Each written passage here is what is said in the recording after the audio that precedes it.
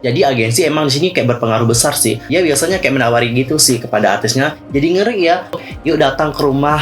Aku lagi kesepian nih, lagi sendiri nih gitu. Kalau kita nolak, ntar kita diancam, gak bisa debut. Dan kalian tahu gak guys, idol cewek yang aku maksudkan siapa? Jadi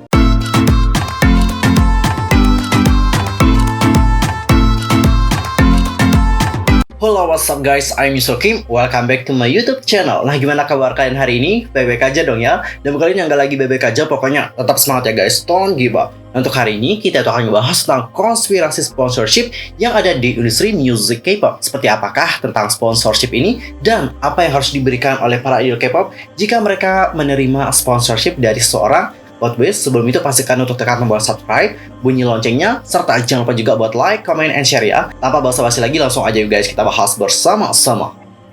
Beberapa tahun terakhir, dunia hiburan Korea Selatan dihebohkan dengan terungkapnya praktik sponsorship pada trainee atau peserta pelatihan yang bersiap menjadi idol K-pop. Nah, Cinggu, praktik sponsorship itu dapat diartikan dengan sokongan atau bantuan dana yang diberikan secara pribadi untuk trainee ataupun artis dan akan ditukar dengan tawaran hubungan baik fisik maupun juga romansa.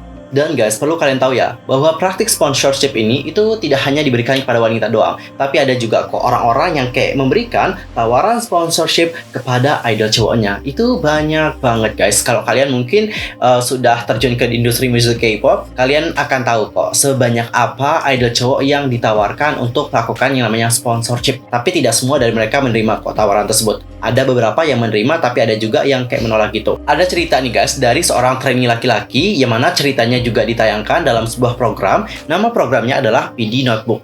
Nah, jadi trainee laki-laki yang tidak disebutkan namanya itu telah mengungkap ini guys, bahwa pada awalnya ia itu hanya trainee yang biasa sibuk berlatih.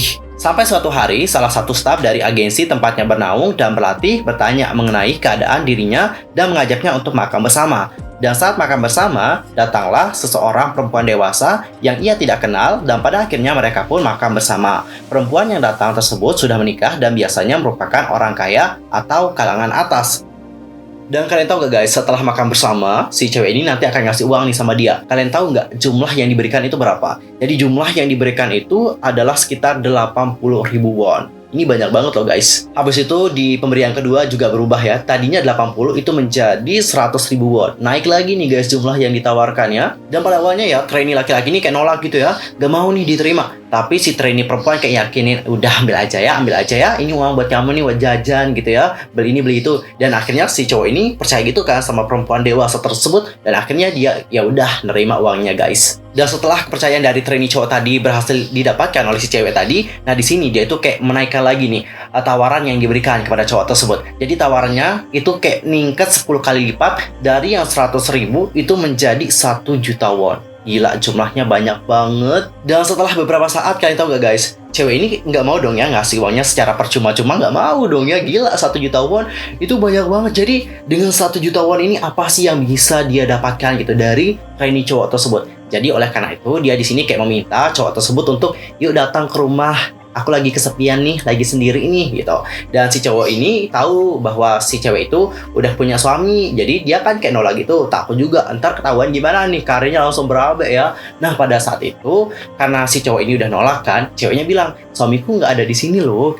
Dia itu lagi pergi kerja gitu, keluar kota. Setelah itu trainee ini juga ngungkap ini guys ya, bahwa cewek dewasa itu kayak nyuruh supaya cowok ini nginep di tempatnya. Wah, you know lah ya kalau nginep mau ngapain gitu. Yops, benar banget. Jadi si cewek itu juga minta untuk melakukan yang namanya itu skinship, adanya skinship gitu. Nah si trainee cowok ini kayak gak nyaman gitu ya sama dia. Jadi dia itu kayak bilang bahwa ya udah deh, aku akan kembaliin uang-uang yang telah kamu berikan gitu. Aku nggak nyaman nih ngelakuin ini, aku nggak nyaman sama sekali. Jadi ntar aku kembaliin aja ya semua uang yang telah kamu berikan gitu. Nah si cewek ini kayak marah gitu nih sama si cowoknya. Habis itu dia nulis kayak rincian pengeluaran berapa yang telah dia keluarkan untuk cowok tersebut.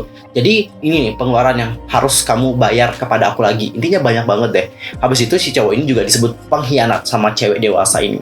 Wah gila banget ya. Intinya adalah sikap cewek dewasa yang pada awalnya kayak manis banget itu berubah menjadi 180 derajat. Sifat aslinya itu kebongkar semua guys setelah ditolak sama cowok tersebut.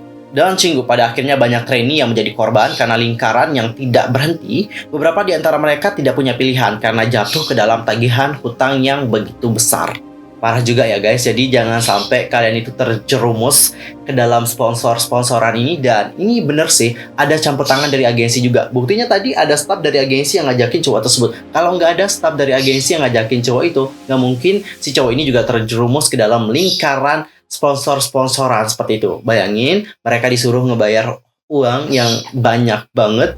Gila, itu dapetin uang sejuta won nggak mudah loh. Dan selain itu nih guys, ada juga berita yang menghebohkan di tahun 2020 yang lalu. Ada mantan anggota dari girl group yang menyatakan bahwa dia itu hamil setelah menjalin hubungan dengan menjadi disponsori. Nah, sehingga untuk mantan anggota girl group ini, itu kayak pernah menjadi gadis yang cukup liar gitu ya, karena pergaulan bebas juga.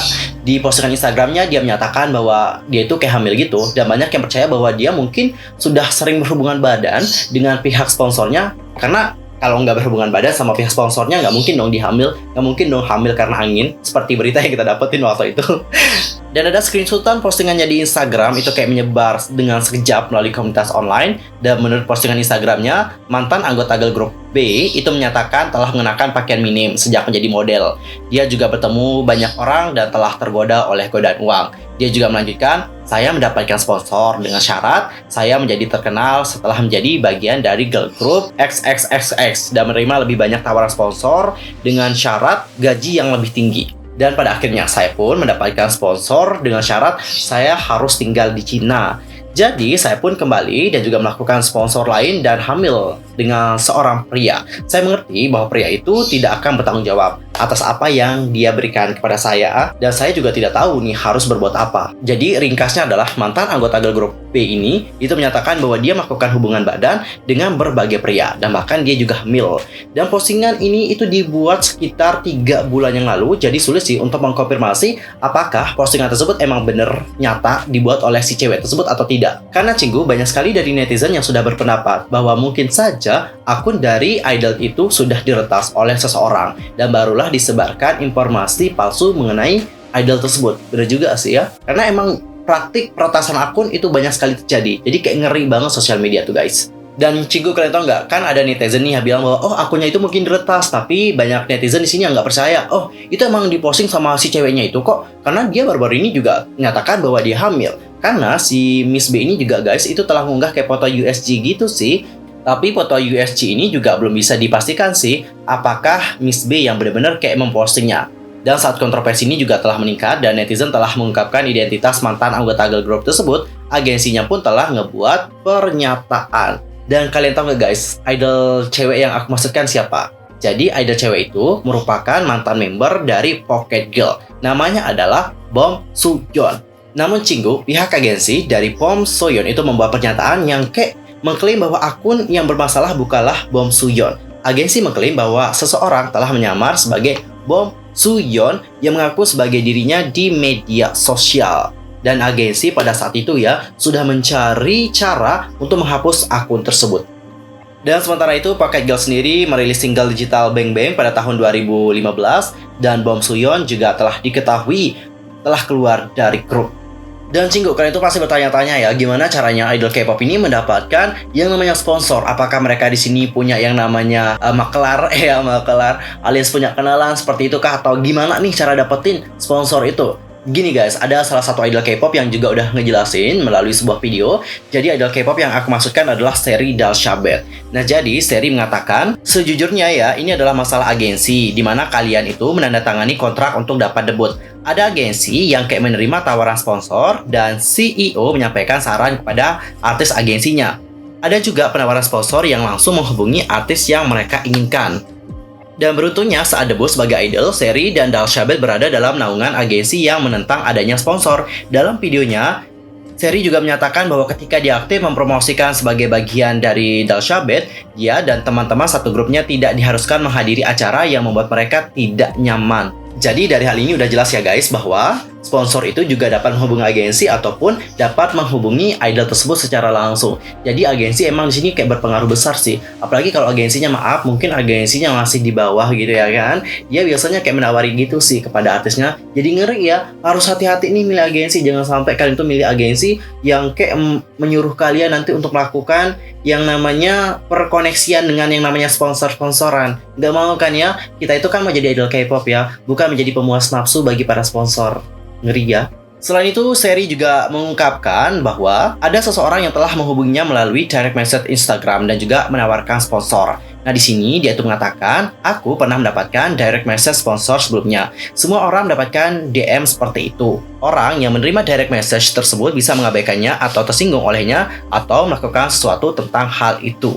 Untuk direct message yang diterima oleh seri itu kayak berisi tentang tawaran sponsor, dan pihak yang memberi sponsor itu akan merinci apa saja aset yang mereka miliki. Jadi kalau udah dirinci kan nanti idolnya bakal tergiur gitu. Wah, ini kayak banget ya. Jadi ya udahlah sih, aku kayaknya harus kerja sama orang ini gitu guys. Dan mereka juga telah mengungkapkan keuntungan apa saja yang mereka peroleh jika mereka menyetujui dengan pihak sponsor. Keuntungannya kan bisa bermacam-macam. Dapatin uang kah, dapatin ketenaran dengan mudah kah, dapat koneksi dengan sutradara kah, atau bagaimana kah, intinya banyak banget kok keuntungan yang bisa didapatkan kalau kalian itu menjalin hubungan dengan sponsor. Selain itu, seri juga telah mengungkapkan bahwa jika menjalin hubungan dengan sponsor, resiko karir hancur itu juga akan besar. Karena bisa jadi ada balas dendam karena menolak tawaran sponsor, seperti dipecat dari peran atau dikeluarkan dari rencana untuk debut. Bukannya para artis dan juga para trainee tidak bisa bertahan tanpa uang sponsor, tapi dengan mimpi dan tujuan mereka dihancurkan dan diancam seperti itu, hal itu yang membuat mereka juga sangat merasa ketakutan. Sponsor yang tidak etis ini juga telah lama menjadi masalah dalam bisnis hiburan. Dengan maraknya platform seperti YouTube dan juga Instagram, semakin banyak artis dan pembuat konten terpengaruh oleh tawaran sponsor. Seri juga meyakinkan para penontonnya nih guys bahwa tidak semua orang di industri itu buruk. Seperti CEO agensinya sendiri yang tidak mau untuk menerima artisnya mendapatkan sponsor. Seri juga mengatakan bahwa ada juga orang-orang yang dapat dipercaya yang bisa membimbing trainee dan artis ke arah yang benar. Jadi ngeri juga ya kalau kita berbicara tentang masalah sponsor. Bukan apa nih guys, kalau kita nolak ntar kita diancam, nggak bisa debut, nggak bisa dapetin peran di film ini, nggak bisa dapetin peran di drama tersebut. Jadi kayak ngeri banget, sama seperti apa yang terjadi dengan trainee cowok tadi. Pas nggak mau diajak berhubungan intim gitu ya kan, habis itu ceweknya berubah 180 derajat dan menyebut dia sebagai pengkhianat. Dan nggak tahu trainee cowoknya itu sekarang udah debut atau gimana. Dan juga dalam dokumentasi berjudul The Unanswered yang telah mengungkapkan tentang fenomena sponsor di dunia hiburan Korea Selatan, itu sukses ngebuat para penonton menjadi heboh. Jadi tayangan tersebut membuat mata publik terbuka akan berbagai hal yang terjadi di dunia hiburan. Dalam tayangan The Unanswered, sebagian besar selebriti mulai aktor, aktris, hingga idol K-pop diduga memanfaatkan sponsor demi kelancaran karir mereka. Dan para selebriti ini juga rela melayani sponsor mereka demi mendapatkan peran utama hingga mendapatkan kontrak iklan. Dan singgung meskipun pihak dari The Unanswered itu tidak memberikan nama-nama dari siapa sih yang mendapatkan sponsor ini, banyak sekali dari netizen itu telah memberikan spekulasinya. Dan ini juga ngebuat banyak dari penggemar kayak apa ya, waktu itu kayak khawatir juga. Lalu siapa aja sih yang disebutkan oleh netizen? Ini banyak banget sih guys. Yang pertama itu ada Lim Ji-yeon dan juga Yui yang membintangi drama High Society. Lalu ada juga Lee Jong-suk, Kim Woo-bin. Waduh, parah juga ya. Lee Jong-suk, Kim Woo-bin dituduh loh guys.